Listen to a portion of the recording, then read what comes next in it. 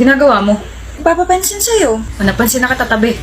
Maiko, Hmm, will you marry me? no. Okay. Nagpapapansin ka na naman ba kaya? Hindi, no. Ikaw na kaya yung nagpapapansin sa akin. Ngayon napansin na kita, pwede mo na ako maging crush. Utak mo may ubo na naman. Maiko, Ano? will you marry me? No. Okay. Ano na namang ginagawa mo? Shh. Dinadasalan na kita na sana magustuhan na kita kasi kawawa ka naman. One-sided lang kasi yung feelings mo for me eh. Akala ko ba gusto mo ko? So, ina-acknowledge mo na talaga yung presence and feelings ko for you. Will you marry me, Maiko? Ewan ko sa'yo. Ah! Hindi na no yung sagot mo. Ibig sabihin may chance na ako. Wala. May hinahanap ka? Oh, yung pake ko. Nandito sa bulsa ko. Ako hinahanap mo, no? Feeling. Aminin mo na. Wala akong aaminin. Ako meron.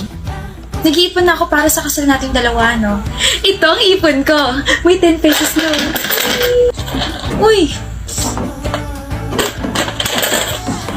110 pesos na.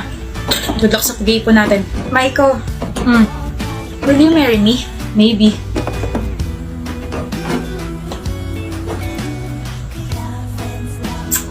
Maiko, ba't nandito ka sa building namin? Nasaan yung maliit na jar?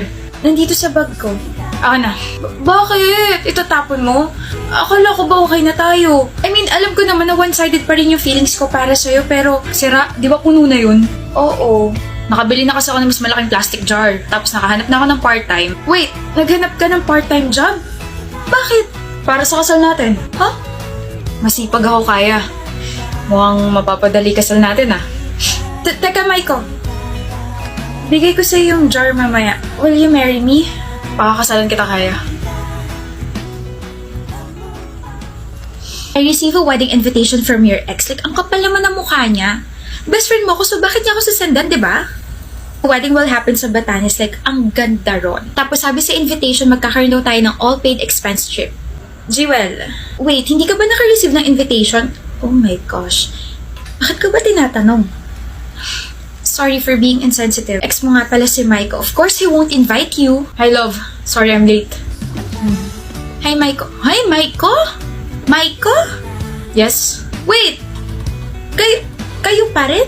Nag-break ba tayo, mahal? Buwan ko dyan, nagbago lang ako ng book, tsaka 7 buwan na kami hindi nagkita kung ano yung mga pinagsasabi. Wait a minute! Di ba ikakasal ka na, Maiko? Oo, okay kaya. Tsaka hindi ako papayag na hindi siya sa akin ikasal. Ha? What did I miss? Ito yung nangyayari kapag hindi tayo masyado nagkikita, no? Eh ano yun? Sabi sa invitation, Maiko and Christina. O sino si Christina? Oh. Sorry na, best friend. May alak pa yata sa utak ko. I believe na nawala sa isip mo na Christina Kaya Alvarez yung full name ko. Na magiging Mrs. Christina Kaya A. Castro. Shh! Mamaya ka sa akin. Ano ba? Sa harap ko pa talaga? Gusto ko rin ng she fell first but he fell harder na trope. Lord! Maghabol ka rin kasi. And mag-propose agad. Pag nagkaroon ako ng jowa, magpapagupit din ako at ibabalik ko ang hair ko sa black. Kaingkit!